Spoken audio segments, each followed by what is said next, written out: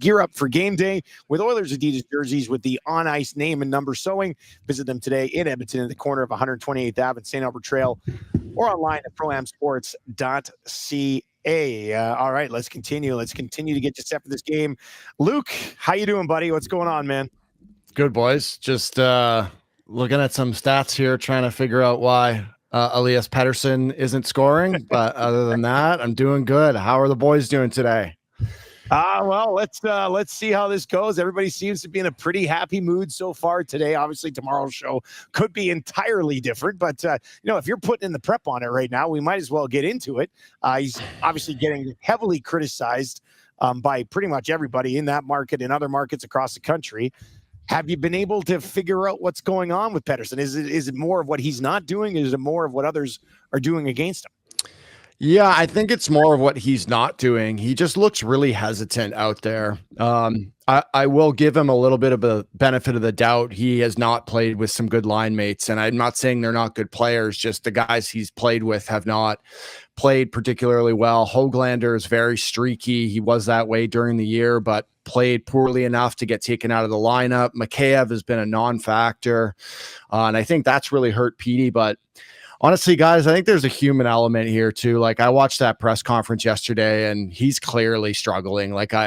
He seems a bit dismissive of the questions, but at the same time, he's clearly going through some stuff, and Vancouver's another tough media market to play in. And it certainly looks like it's taking his toll on him, because I see the body language out there on the ice sometimes, and he just doesn't look very engaged, to be honest.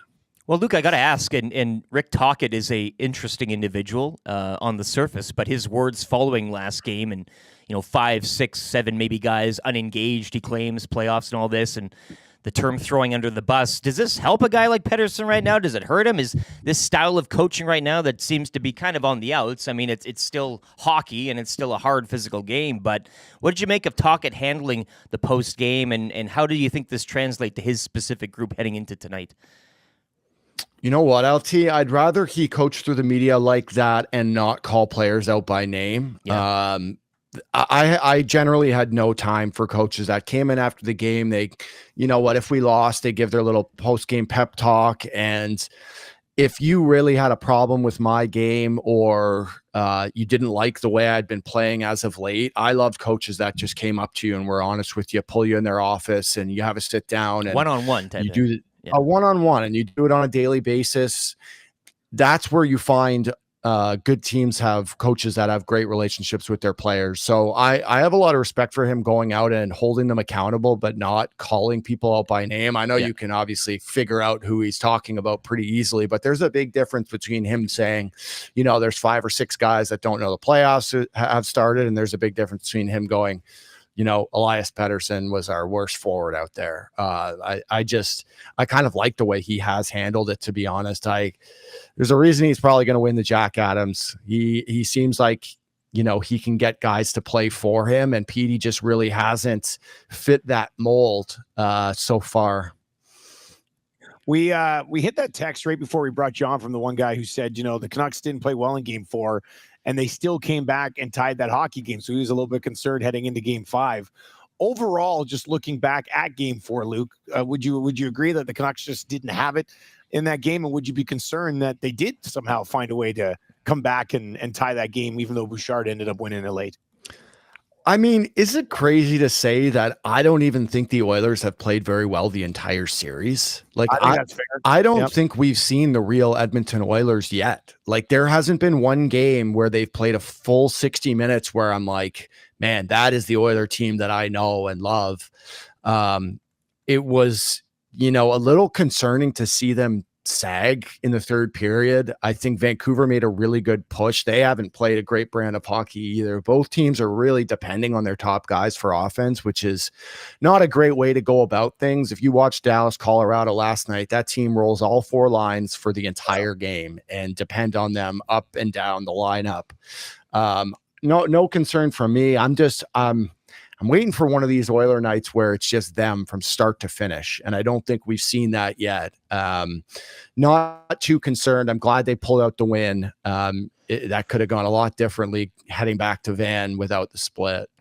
Oh man, they had to get it, and they did get it, and Pickard was in net for it, and we were throwing it around today. I mean, after you win that game 4, we think you just run it back with the same group, but some people making a small group making a case to possibly go back to Skinner there. Gaz, what do you think? I mean, you stick with Pickard here or what? You know what, man? I sat on the desk after we finished the show and I brought up that same question. I looked around and I was like, so Pick goes game 5, and all 3 people looked at me like I had 2 heads. They were like, yeah, of course. Are you even kidding me?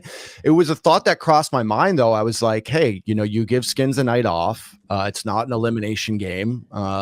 Maybe you put him back in there, but I think Pick just played well enough that you continue to roll him. I think he earned another start. Like, just such a great story too, man. You can just see the look of genuine happiness on his face after, and I'm really glad it turned out that way. I think you continue to roll him, keep the hot hand. I wasn't really on the side of starting him in the first place. I was on record saying, Stu's your guy, man, live and die with him. You ride your starting goalie.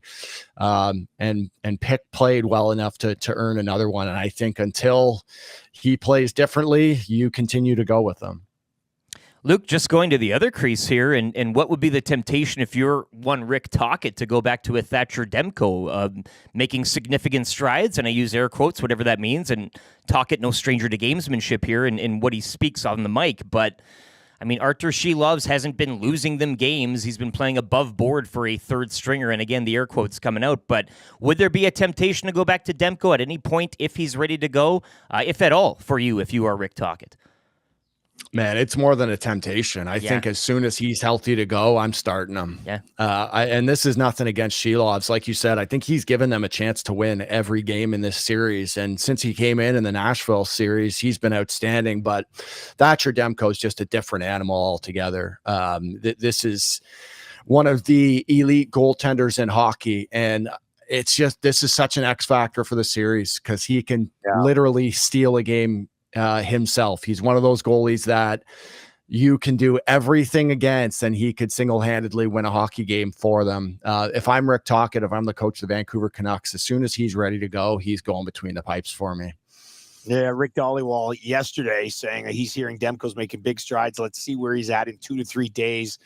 He says he's been saying that game 6 and 7 would be a possibility here for quite some time. So that's going to be interesting to see. And then there was the Knobloch quote prior to game 4 that whether it's game 4 or game 5, we'll be seeing Stuart Skinner again. So I don't know if you want to read into that one too much. Let's see where they're at. What about the other adjustments they made, Gaz, in that last game? Obviously, Holloway goes up and plays with Kane and Draisaitl. They get Nuge back up on the McDavid line as well. And it's not like they all of a sudden just lit the world on fire, but they ended up winning a hockey game. Did you like those adjustments? Yeah, for the most part. You know me, I'm a big Dylan Holloway fan. I thought he was skating well, but didn't have an outstanding night. I think there can be more to his game. I absolutely love that top line when he throws Nuge there. Like, they buzz. They just have this great chemistry. It's tough when, man, I feel like I've been harping on the bottom 6 so much, and I was a bottom 6 player, so it pains me to say that they need more from them, but I don't know if it's more adjustments in the bottom 6 that you need. I did like the subtle adjustment on the back end. The Nurse CC pair was starting to be, I don't want to say a liability. That's really mean, but I do like the subtle adjustments. I think actually I really liked Evander Kane's game, other than the penalty, the cross check on Myers, which I was not a fan of at all. I thought he was physical, ends up contributing to the game winning goal. I think there's some bottom 6 adjustments that are needed to make. Free the Sams, if you want to call it, but give me a Carrick or give me a Gagne or give me both. I think if I was outside that lineup right now as a bottom 6 player, I'd be chomping at the bit. And I think that is just one more adjustment that I'd make moving forward. Yeah, that was something that some people were calling for prior to game 4 as well. Bouchard with the winner in that in game 4, one that sort of snuck through Shilovs. I mean, he's been having a pretty good postseason. We were having this conversation in the 6 o'clock hour on the show today about how, for the longest time, it was Bouchard's an amazing offensive defenseman, but there's certainly some issues and some blemishes on the other end of the ice. Is that narrative starting to change? Like, is he doing enough now that you're looking at and going, man, Bouchard's just a really great defenseman everywhere on the ice? Is he there yet for you? Not necessarily. He's still one of those guys that I find myself yelling at the TV at every now and then during the game. I just wish the engagement was there the entire night. And yeah, I'd love him to be more physical. You guys know I'm obviously biased towards that style of hockey, but I'm starting to accept the fact that it's not in his repertoire. But man, what he lacks in his defensive game or in engagement, he constantly makes up for in offense. And I'll take that any day of the week. With the game winners and how he tends to come through in clutch situations, that's a huge bonus of his game. I just every now and then wish he would run someone through the end wall. And I'm just, starting to realize that that's probably not going to happen. But man, he's great on takeaways. He doesn't necessarily need to be that physical player. He's great with his stick and usually makes a first good pass. It's the things that I yell at the TV when he just chucks these absolute grenades across the ice every now and then. I think his game needs a little bit more rounding out, but it's coming along, man. I'm getting on board with Evan Bouchard for sure. Hey, before we let you go, Colorado and Dallas. Colorado stays alive, forces a game 6 back at home. What'd you see from that game that makes you think Colorado still could possibly take this thing in 7? They're a tough team to eliminate, man. Justin Bourne said it best going into the third. He said, if the Avs win this game, it'll be on the backs of their stars. And Cale Makar and Nate McKinnon just showed up to play. I'm not holding anything against them, but I will say that this Dallas Stars team, it's tough to say because they lost last night, but this Dallas Stars team is built to win. They are from top to bottom, man. I'm not going to lie. If the Oil managed to get out of this one, the Stars are just primed from top to bottom, 4 lines, offensive and defensive defensemen. Ottinger had an off night, but he's a good goalie. I don't know if it's going to happen in game 6, but I think Dallas will end up getting by Colorado. That's a really good hockey team, but Colorado's showing some fight, man. And give me as many games of that series as possible because I could watch Cale Makar and Nate McKinnon rip up and down the ice all night. Luke, yeah, let's make it just one more for you, too. I just wanted to ask your thoughts. Most annoying fan base, Senators or Canucks, based on your experience through round 2 here?